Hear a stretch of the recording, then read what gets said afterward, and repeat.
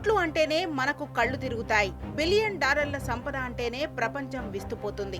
కానీ $1 ట్రిలియన్ అంటే ఊహకైనా అందని మహాసముద్రం. ప్రస్తుతం ప్రపంచంలో ఇదే అతిపెద్ద చర్చ.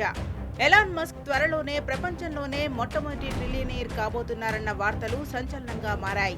అసలు $1 ట్రిలియన్ సామ్రాజ్యం ఎంత భయంకరమైనది? ఆ సంపదతో ఒక వ్యక్తి ఏం చేయగలడు?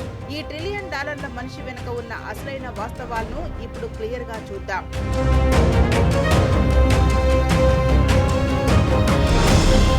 $1 మిలియన్ అంటే పెద్ద సంఖ్య, బిలియన్ అంటే ఊహకందనిది. కానీ ట్రిలియన్ అనే మాట వింటేనే మన మెదడు తిరుగుతుంది.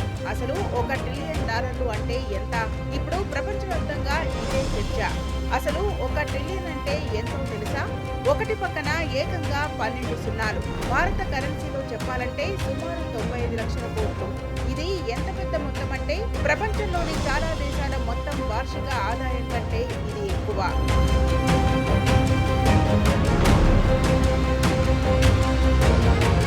మరి ఈ 95 లక్షల కోట్లు ఎంత పెద్దదో మీకు అర్థం కావాలంటే కొన్ని ఉదాహరణలు చెప్పుకోవాలి. మీరు సెకనుకు 3,803 రూపాయలు ఖర్చు చేస్తూ నిద్రపోకుండా 24 గంటలు ఖర్చు చేసినా ఆ మొత్తం అయిపోవడానికి దాదాపు 792 ఏళ్లు పడుతుంది.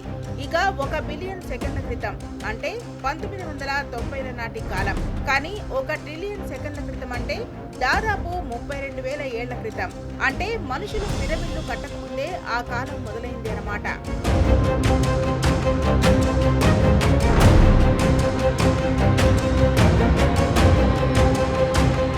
ఇక ఈ సంపదతో మస్క్ ఏం చేయగలడు? పాకిస్తాన్ దేశం మొత్తం ఆర్థిక వ్యవస్థను తీసుకుంటే ఆ దేశం కంటే 2 రెట్లు ఎక్కువ సంపద ఒక్క మస్క్ దగ్గరే ఉంటుంది.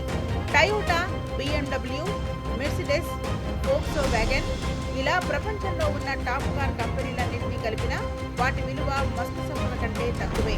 అంటే ఆయన మన ప్రపంచంలోని ప్రధాన కార్ల కంపెనీలన్నింటినీ ఒక్క క్షణంలో కొనేయగలడు.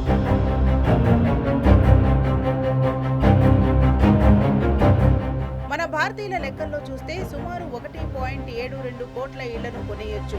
43 కోట్ల స్మార్ట్ ఫోన్లను కొని ప్రతి 3 భారతీయుల్లో ఒకరికి బహుమతిగా ఇవ్వచ్చు. ఇక చాయ్ ప్రియులకైతే 86 ట్రిలియన్ కప్పుల చాయ్ తాగొచ్చు.